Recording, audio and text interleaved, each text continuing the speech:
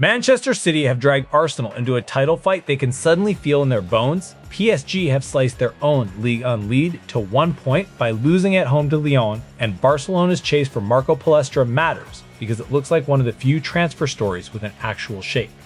Then, Tottenham Hotspur gets squeezed from both sides. Bayern Munich and Real Madrid are linked with Matar Sarr, while Luka Vuskovic is suddenly the subject of injury fears. Skip the details and you miss the real story. Who still has control, and who is trying to look calm while the floor shifts under them?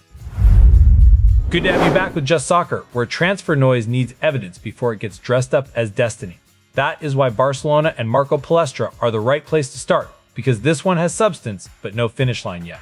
We begin in Barcelona, where the rumor machine has finally coughed up something more useful than a glamorous sketch on social media. Marco Palestra is not a signing, but at least this trail looks real enough to inspect. Barcelona's step-up pursuit of Atalanta right-back Marco Palestra. Not every Barcelona link deserves dramatic treatment, because half of them are just wish lists wearing expensive branding. This one matters because it points to a clear position need and a real player profile, even if the jump from interest to agreement is still a serious distance. ESPN reports that Barcelona are stepping up their pursuit of Marco Palestra, the Atalanta right-back. The phrase that matters is stepping up pursuit. That means interest, not completion.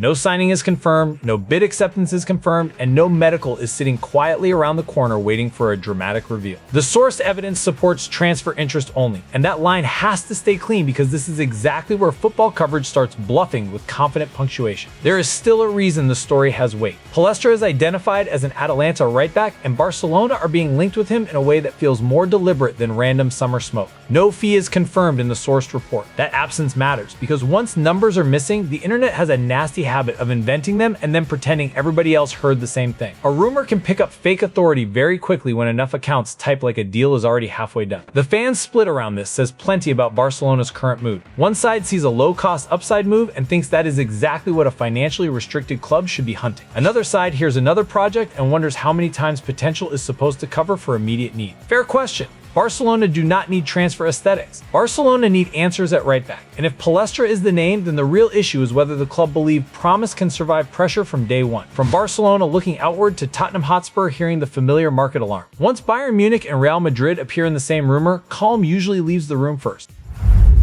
Bayern Munich and Real Madrid linked with Tottenham's Matar Sarr. This is where transfer gossip loves to sprint ahead of the evidence and act as if admiration is already a negotiation. Interest from Bayern Munich and Real Madrid says a lot about how Matar Sarr is viewed, but it says much less about Tottenham Hotspur being ready to let him go. For Spurs, that gap is the entire point. A club trying to look serious cannot treat one of its better midfield pieces like a convenient sale with nice branding.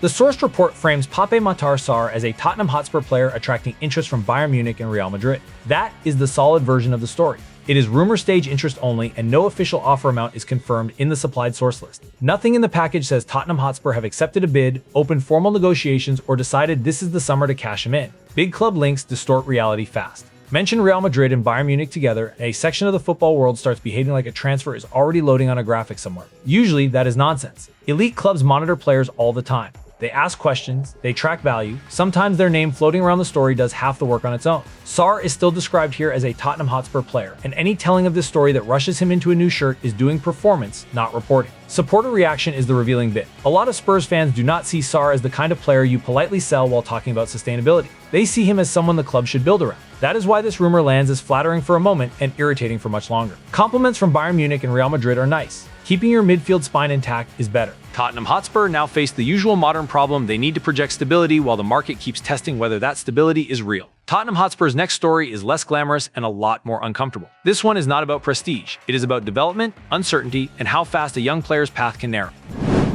Luka Vuskovic injury fears emerge in report about Tottenham teenager. Injury stories around teenagers are where football talk often becomes shamelessly reckless. Everybody wants a diagnosis and a timeline before the facts have even settled, but the honest version here is much narrower. A report has raised fears around Luka Vuskovic, and the exact severity is not confirmed in the supplied material. Available sourcing supports cautious wording only. A report has raised injury fears around Luka Vuskovic in Tottenham Hotspur context, and that is where the script has to remain disciplined. We can say concern has been reported. We cannot say exactly what the injury is, how severe it is, or when he will return, because those details are not confirmed by the supplied package. That caution is not dull.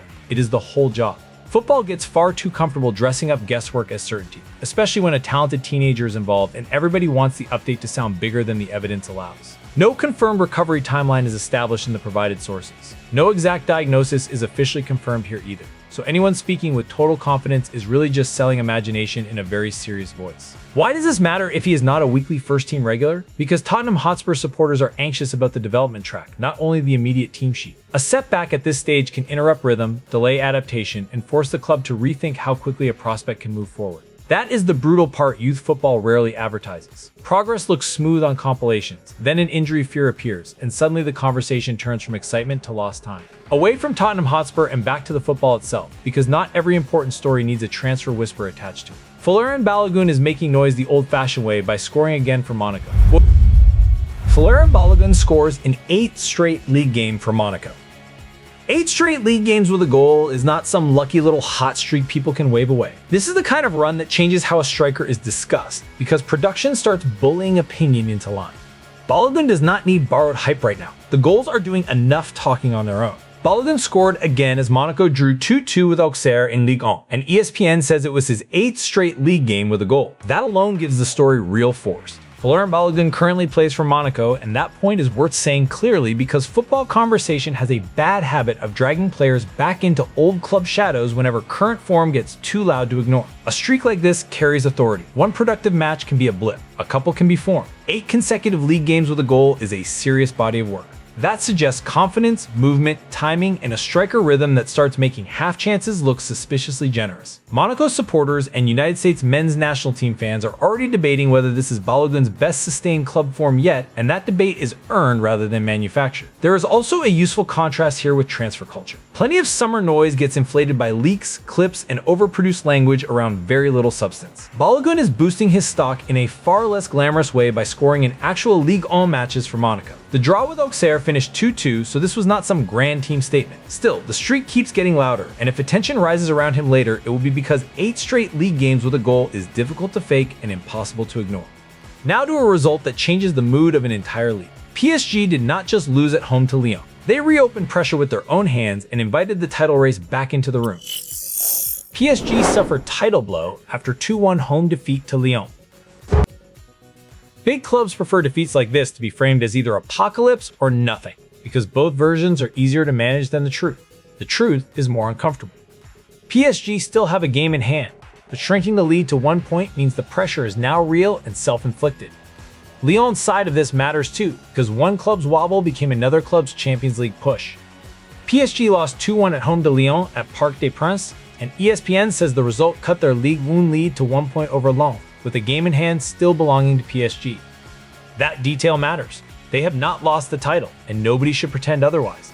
But they have absolutely damaged their own cushion, and once the margin gets this thin, every old weakness starts receiving fresh attention. Home defeats carry a different kind of sting because they alter more than the table, they alter the mood. Lose 2-1 to Lyon in Paris, and suddenly all the reassuring noise from previous weeks sounds much less convincing.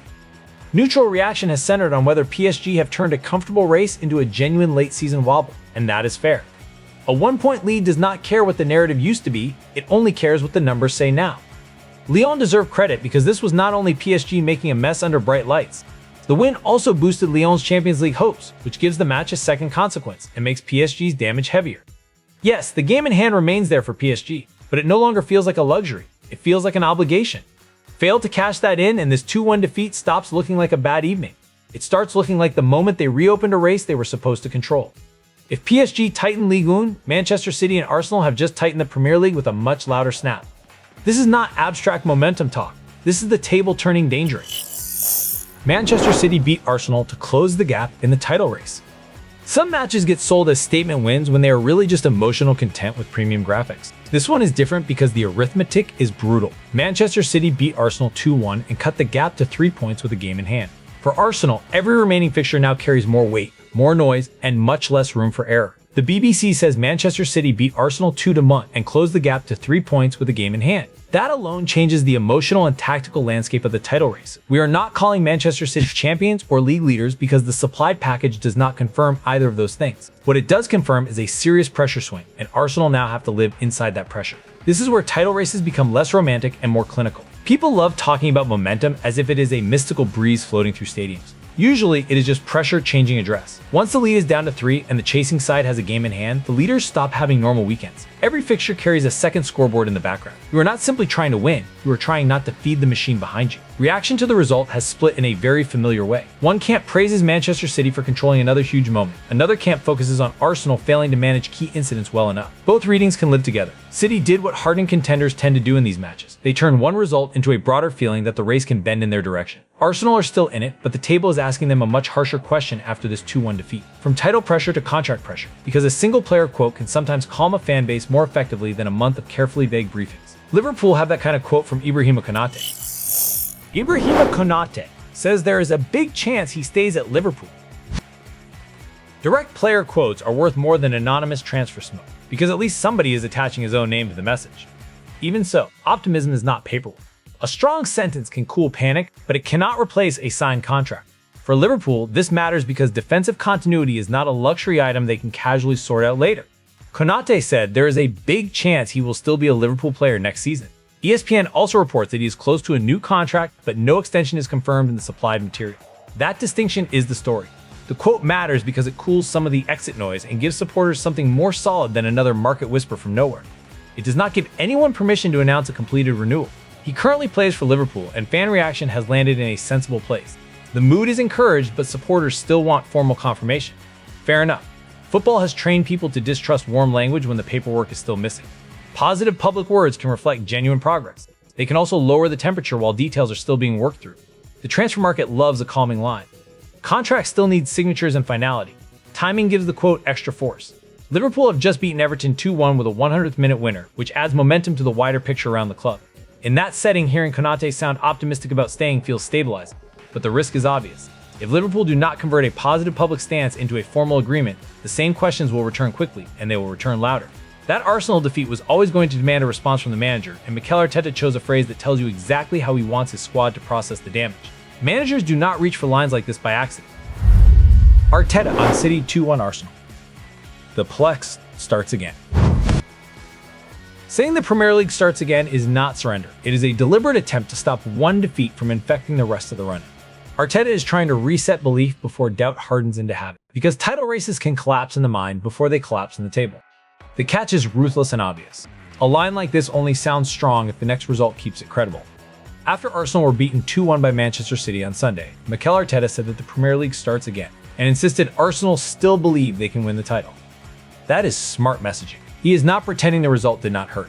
He is trying to stop that defeat from becoming the lens through which every remaining match is viewed. That is the real managerial task after a blow like this. Once doubt slips into a title race, it shows up everywhere. It appears in slower decisions, in anxious passing, in the crowd, in every moment that should be simple and suddenly feels loaded. Reframing the race as a fresh start is one way of cutting that spiral off before it grows teeth. It also fits the evidence we have. Manchester City increased the pressure, yes, but the supplied reporting does not say the title is over, and Arteta has to coach the reality rather than the panic. Football can be wonderfully cruel with quotes like this.